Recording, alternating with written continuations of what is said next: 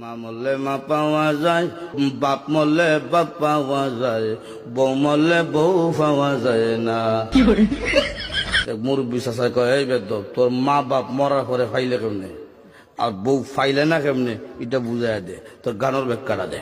চাষা, আমার বাবা যেদিন মারা গেল, তুই আমার মাথার মধ্যে হাত দিয়ে কুসলেন, কান্দিস না রে বাবা, তোর বাবা মরলে তো কি হয়েছে, আমি তো আছি।